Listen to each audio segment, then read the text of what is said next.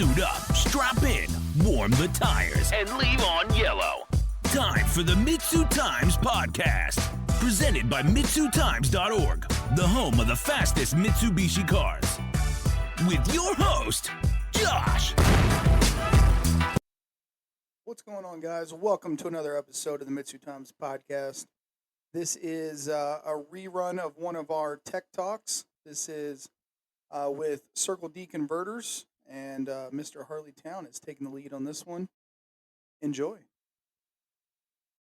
What's up, guys? Harley here with MitsuTimes, sitting down with CircleD converters, and this is Pete. How's it going, guys? No, how are you, Pete? I'm doing good. How are you? Good, brother. So we're here to talk really simple stuff. Let's talk how a torque converter works. Sure. So a torque converter is a fluid coupling device housed between the engine and transmission, and it utilizes fluid to transmit the engine crankshaft power to the transmission input shaft, and it does that through a three-piece assembly. Here we have an example. We have the impeller, also known as the pump.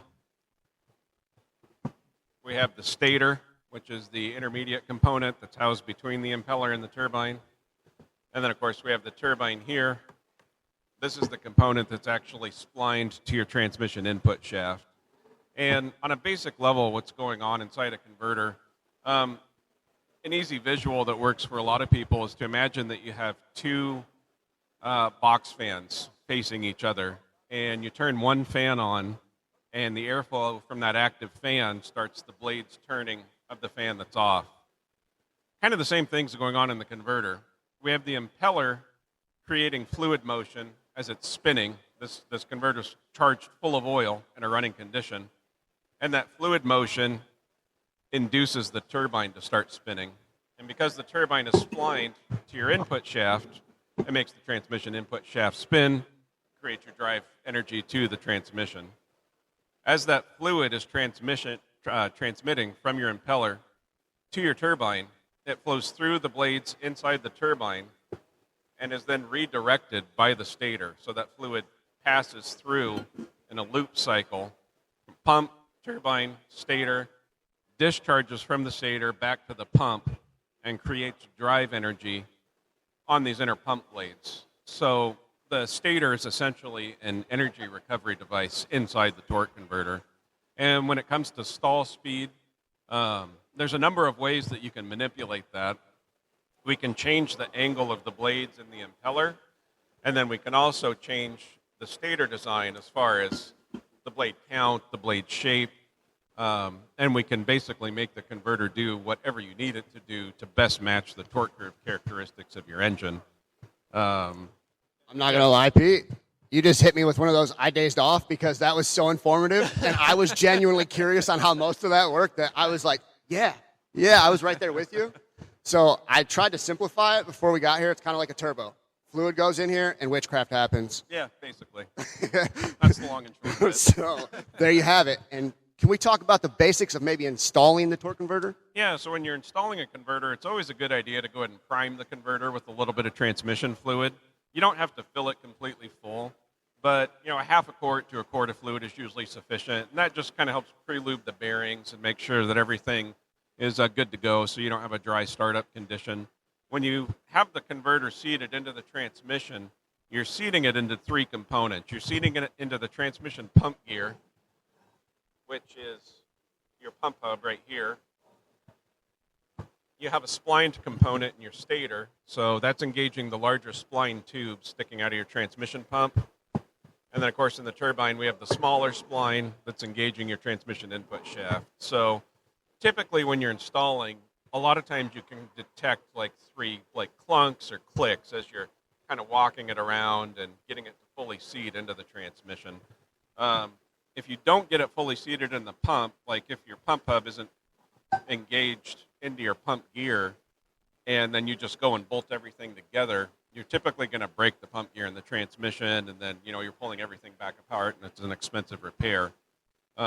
Normally, when the converter's fully seated into the transmission, you're going to see a little bit of an air gap between the mounting pads here on the converter face and your flex plate.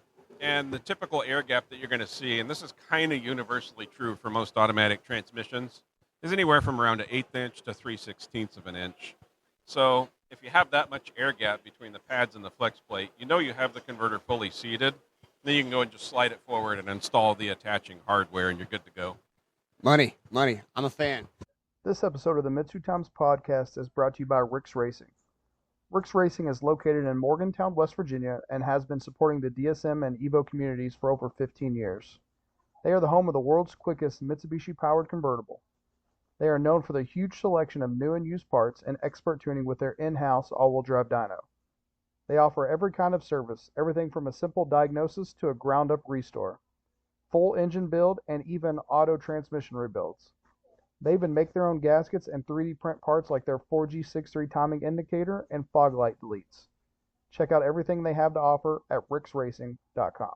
So, do you dare take this trip with me, Pete? Yes. I'm going to ask. Do it.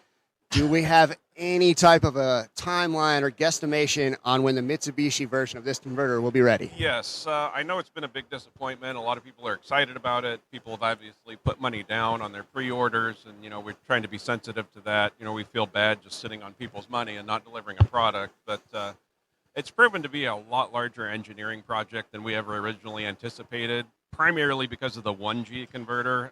It's such a shorter height than the 2G. That we've had to experiment with some different cores to try and get the heights dialed in so that we can bring an actual 1G converter to market like we originally intended to satisfy the whole demographic. So, am I understanding that you guys were trying to make it maybe modular? So if they did have a 1G and they switched over to a 2G, they just kind of switched the back? Yeah, and that's still our end goal. So our goal is to use the same pump, same stator, same turbine parts, and just have two different front covers. So that way a customer who maybe is a 1G user and wants to go 2G, they can just change the front cover instead of having to start over with a whole new converter.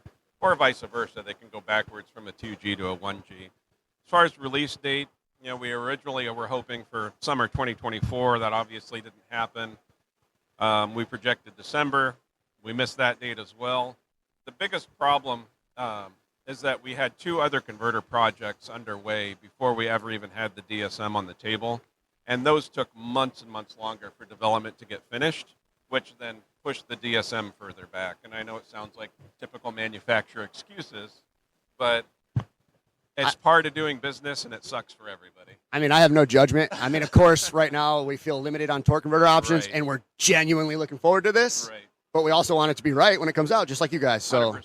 So the last communication blast that I sent out, we're targeting summer 2025. We are trying to hit, that June, July area. Okay. Again, don't want to mislead anybody, don't want to let anybody down any more than we have, but we are trying, and we do intend to fulfill the project.